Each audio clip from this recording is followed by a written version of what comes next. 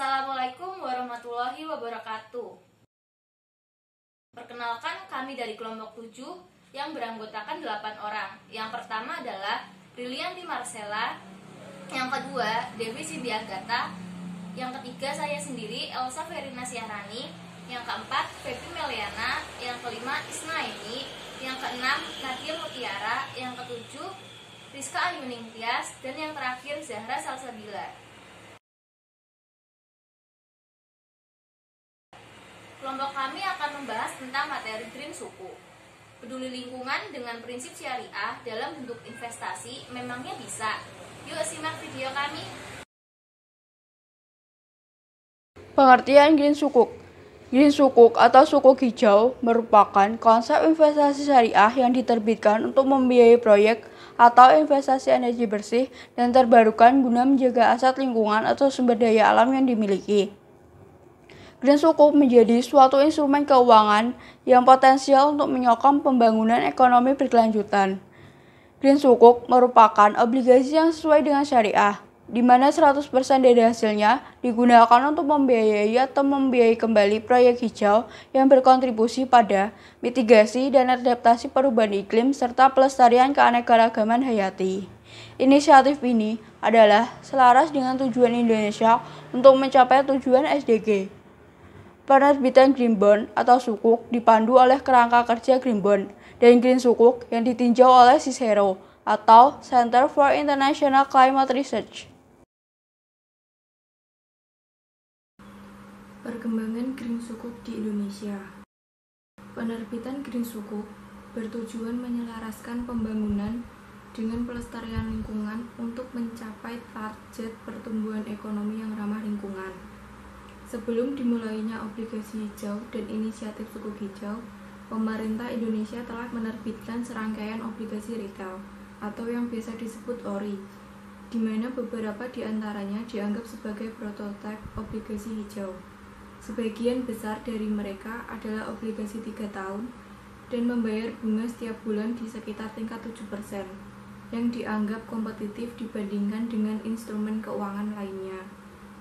Indonesia tercatat sebagai pionir dalam penerbitan obligasi hijau di kawasan Asia Tenggara melalui penerbitan Green Sukuk bertenor 5 tahun dengan nilai penerbitan 1,25 miliar US dollar atau setara dengan 16,75 triliun rupiah pada bulan Maret 2018.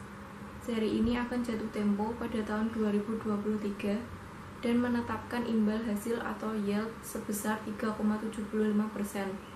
Transaksi ini merupakan penerbitan Green Sukuk pertama kalinya di dunia yang dilakukan oleh negara atau yang biasa disebut the world first sovereign Green Sukuk dengan investor yang tersebar di seluruh dunia, yaitu 32% pasar Islam, 25% pasar Asia, 15% Eropa, 18% Amerika Serikat, dan 10% Indonesia yang dikelola oleh Kementerian Keuangan Republik Indonesia. Penerbitan Green Sukuk yang pertama kali ini mendapat respon positif dari pasar, sehingga pemerintah Indonesia mempertimbangkan untuk kembali menerbitkan Green Sukuk pada tahun 2019 sebagai opsi pilihan di tengah alternatif sumber pembiayaan, namun belum ada kepastian berapa nilai yang akan diterbitkan.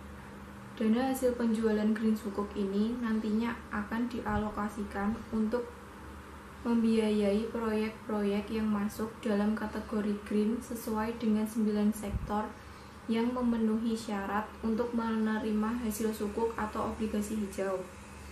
Berdasarkan panduan umum yang telah disusun oleh pemerintah, beberapa proyek yang dikategorikan green diantaranya renewable energy, green tourism, energy efficiency, sustainable management natural resource, disaster risk reduction, green building, sustainable transport, sustainable agriculture, dan waste to energy serta waste management. Yang mengeluarkan Green Sukuk pertama kali. Green Sukuk pertama kali dikeluarkan di Prancis pada Agustus 2012 oleh Legender Patronin, sebuah perusahaan investasi khusus dalam energi surya dan investasi real estate, dan Anor Hazelin Counsel, sebuah perusahaan konsultan keuangan Islam yang menawarkan keuangan, pialang manajemen proyek, dan layanan konsultan pelatihan. Pada 1 Maret 2018, Republik Indonesia meluncurkan Green Sukuk pertama yang didukung oleh HSBC dan UNDP dalam membangun Green Sukuk dan Green Bond Framework, serta direview oleh Cicero dan memberikan kategori medium green standing. Terdapat akad dalam Green Sukuk di Indonesia. Yang pertama yaitu akad ijarah, merupakan sebuah kontrak di mana satu pihak bertindak sendiri atau melalui wakilnya menjual atau menyewakan hak manfaat atas suatu aset kepada pihak lain berdasarkan harga dan periode yang disepakati tanpa diikuti dengan pemindahan aset.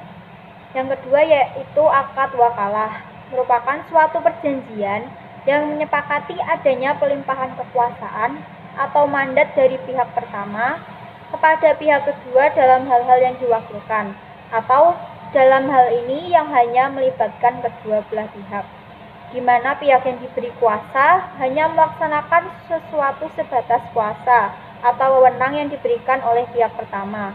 Jika kuasa atau mandat yang diberikan telah dilaksanakan oleh pihak kedua, maka segala resiko dan tanggung jawab atas pelaksanaan mandat tersebut sepenuhnya menjadi hak atau kewenangan dari pihak pertama.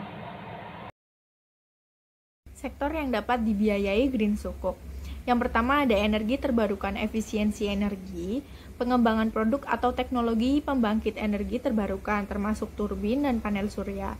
Yang kedua ada ketahanan terhadap perubahan iklim dan pengurangan risiko bencana, mengarah pada inovasi teknologi dengan manfaat berkelanjutan seperti ketahanan pangan, mitigasi banjir, pengelolaan kekeringan, manajemen kesehatan masyarakat. Yang ketiga ada transportasi berkelanjutan, mengembangkan sistem transportasi bersih, peningkatan jaringan transportasi ke standar desain, ketatanan iklim yang lebih tinggi. Yang keempat, ada pertanian yang berkelanjutan, mengembangkan pengelolaan dan metode pengelolaan pertanian berkelanjutan, seperti pertanian organik, pestisida, dan hemat energi pada pertanian. Yang kelima, ada pengelolaan limbah. Meningkatkan pengelolaan limbah, mengubah limbah menjadi sumber energi terbarukan, rehabilitasi area. Yang keenam ada pariwisata hijau, mengembangkan kawasan wisata baru sesuai dengan prinsip pariwisata hijau. Optimalisasi infrastruktur pendukung untuk mendukung pariwisata. Yang terakhir ada 7, pembangunan hijau, mengembangkan bangunan hijau sesuai prinsip yang dikembangkan oleh Green Building Council Indonesia yang berisi pengembangan lokasi yang tepat, efisiensi, konservasi air, materi dan sumber daya siklus, kualitas udara dan kelapangan udara dalam ruang kesehatan dan kenyamanan. Selanjutnya, Green Sukuk memiliki beberapa peluang untuk terus berkembang di masa mendatang dan didorong oleh sejumlah faktor. Yang pertama, permintaan untuk pasokan energi yang meningkat. Menurut proyeksi yang dilakukan oleh Perserikatan Bangsa-Bangsa atau PBB, Indonesia akan memiliki penduduk lebih dari 270 juta jiwa pada tahun 2025, lebih dari 285 juta jiwa pada tahun 2035, dan 290 juta jiwa pada tahun 2045. Populasi yang diperkirakan akan tumbuh dan menyebabkan terjadinya kenaikan permintaan untuk energi air, transportasi, pembangunan perkotaan, dan infrastruktur.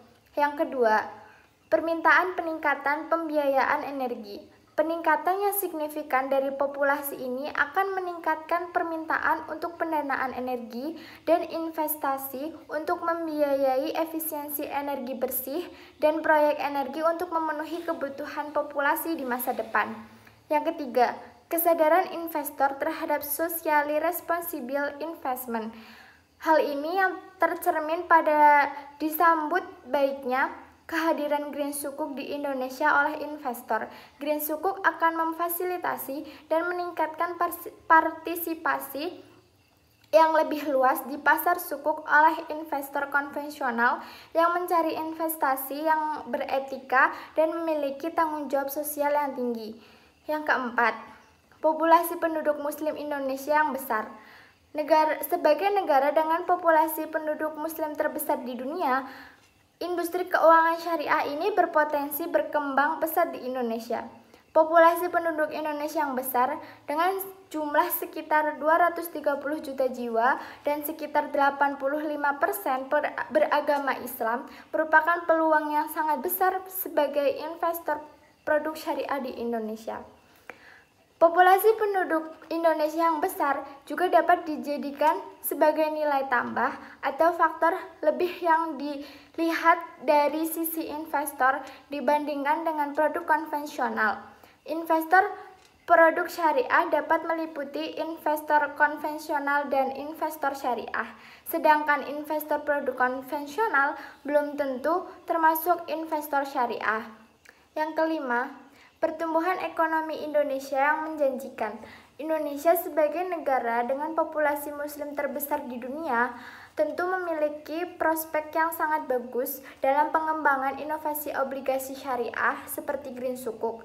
Indonesia yang dinilai oleh para praktisi ekonomi syariah sebagai negara Islam penganut demokrasi terbesar di dunia dengan tingkat pertumbuhan ekonomi yang sangat menjanjikan. Yang keenam, mendukung program pembangunan infrastruktur.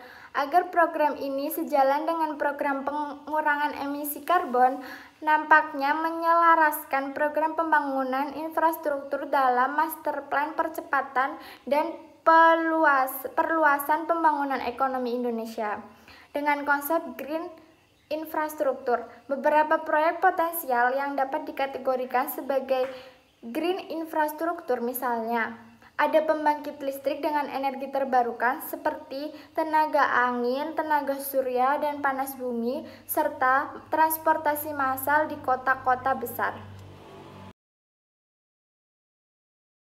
Berikutnya adalah tantangan Green Sukuk di Indonesia. Ada beberapa tantangan yang dihadapi oleh Indonesia dalam pengembangan pasar obligasi syariah berbasis lingkungan atau Green Sukuk di Indonesia, antara lain 1.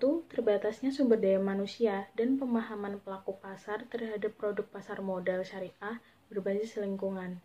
Yang kedua, kurangnya sosialisasi terhadap inovasi produk investasi syariah, terutama obligasi syariah, yang berbasis lingkungan dan pembangunan berkelanjutan atau Green Sukuk. Yang ketiga, Green Sukuk mungkin mengekspos ke profil risiko yang lebih tinggi. Yang keempat, karakteristik investor. Perbedaan Green Sukuk dan suku biasa.